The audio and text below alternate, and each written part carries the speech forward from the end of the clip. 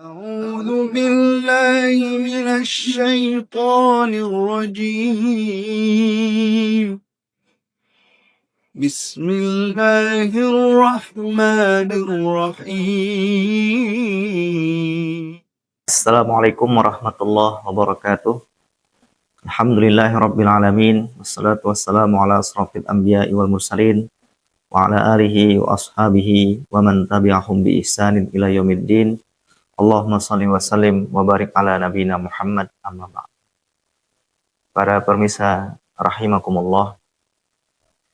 Topik kita kali ini tentang Ramadan sebagai pendidikan keluarga. Berbicara tentang keluarga, kita berbicara tidak hanya tentang pasangan suami dan istri, tapi juga berbicara tentang generasi. Generasi yang lebih baik dari orang tuanya, baik secara fisik, mental, dan spiritual. Maka bulan Ramadan begitu banyak memberikan pelajaran bagi kita, bagaimana menyiapkan generasi yang baik, generasi yang saleh, generasi yang unggul. Maka yang pertama, kita bisa melihat bagaimana para sahabat generasi salafus saleh mereka membuat perencanaan, membuat persiapan sebelum menyambut bulan Ramadan. Jauh-jauh hari sebelum bulan Ramadan, di bulan Rajab mereka sudah menyiapkan, di bulan Sya'ban mereka menyiapkan, maka di bulan Ramadan mereka panen pahala, panen amal soleh. Maka ada istilah yang sangat masyhur, yang terkenal, Syahrul Rajab, Syahrun Lizzar'i. Bulan Rajab itu bulan untuk menanam. Sudah persiapan menanam di bulan Rajab.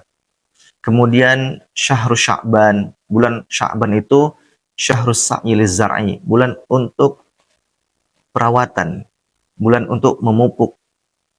Baru di bulan Ramadan Syahrul Hasadiz Zar'i, bulan panen. Maka kita bisa melihat dan mendengar bagaimana generasi salafus saleh di bulan Ramadan mereka panen ibadah, panen pahala. Baca Quran mereka tidak hanya sekali khatam, berkali-kali khatam. Ada yang 5 kali, 10 kali, 15 kali, 20 kali, bahkan ada yang 30 kali. Mereka panen di bulan Ramadan, panen sholat di bulan Ramadan, panen sedekah, dan panen amal ibadah soleh lainnya. Karena apa? Karena mereka sudah menyiapkan jauh-jauh hari persiapan untuk menyambut bulan Ramadan, baik dengan doa maupun dengan ikhtiar latihan. Maka sebagai pendidikan di sebuah keluarga untuk menyiapkan generasi tidak hanya dengan jalan begitu saja, tapi perlu persiapan dan perencanaan. Dan itu dimulai dari mencari jodoh, memilih pasangan. Kemudian setelah anak itu ada dalam kandungan, juga dipersiapkan. Kemudian setelah lahiran, terus disiapkan sampai dia tumbuh dari bayi, kemudian anak-anak dan dewasa. Itu sebuah butuh perencanaan, butuh persiapan yang mantap, yang kuat. Maka tatkala kemudian dia dewasa, barulah orang tuanya bisa menikmati panen raya dari didikan orang tua yang sungguh-sungguh serius sebelum dia dewasa.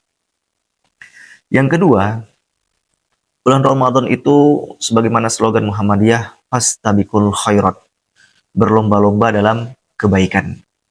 Maka tatkala bulan Ramadan, istilah ibadah itu, kebaikan itu dengan istilah lomba, maka perlombaan itu butuh persiapan, latihan. Semakin intensif dia latihan, maka kemungkinan meraih juaranya semakin besar. Di bulan Ramadan, kalau itu diibaratkan dengan perlombaan, maka perlombaan itu sebulan penuh, yang ada sistem fase gugur, fase masuk seperempat final, semifinal, bahkan ke final. Ada kemudian mereka-mereka yang kuat sampai di akhir ke final, tapi ada yang sudah gugur, baru awal dan pertengahan jalan. Tatkala kemudian bulan Ramadan, ibadah di bulan Ramadan identikan dengan lomba lari misalnya, lomba lari maraton, maka semakin mendekati final, semakin dikuatkan larinya, semakin kemudian dipertahankan kekuatan fisiknya untuk bisa meraih juara. Maka di bulan Ramadan, latihan itu penting.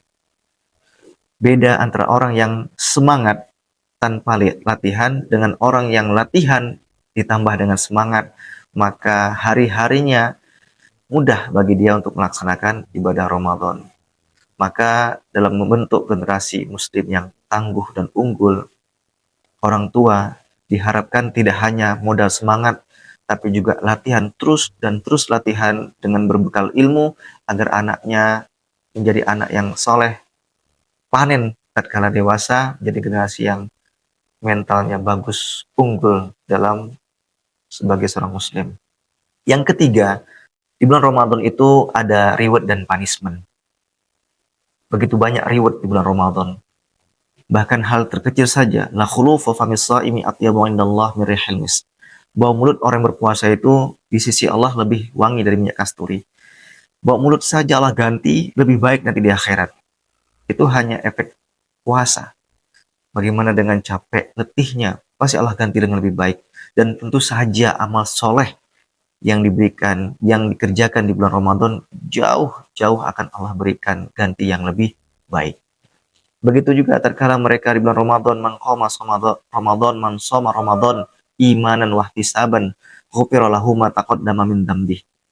Jadi, barang siapa yang melaksanakan ibadah puasa di bulan Ramadan, barang siapa yang melaksanakan qiyam, sholat di bulan Ramadan dengan iman, wahtisaban, dan mengharap pahala dari Allah, ghufira lahu ma taqaddama min dzambi.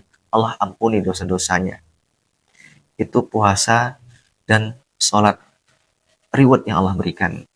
Kemudian doa-doa dipermudah Allah untuk dikabulkan, futihat abwabul jannah. Kemudian potensi untuk maksiat juga kemudian ditutup, wa ghuliqat abwabun nar. Dan kemudian makhluk yang selalu menjerumuskan kepada kemaksiatan, Allah ikat, wa ghuliq wa sufidat asyayatin. Maka potensi untuk melaksanakan ibadah di bulan Ramadan, begitu banyak reward yang Allah diberikan di bulan Ramadan, begitu banyak reward yang ini untuk memotivasi mereka-mereka melaksanakan ibadah di bulan Ramadan. Di balik ada reward, ada punishment. Raghima amfu abdin idza dakhala alaihi Ramadan falam yughfar lahu. Raghima amfu abdin, celaka, binasa, rugi orang tersebut idza dakhala alaihi Ramadan, karena dia masuk di bulan Ramadan, falam yughfar lahu. Lalu dosa-dosanya tidak diampuni oleh Allah Subhanahu wa taala. Reward yang begitu banyak, punishment yang diberikan sedikit. Artinya untuk memaksimalkan, memotivasi ibadah ini lebih banyak ketimbang menakut-nakuti di bulan Ramadan.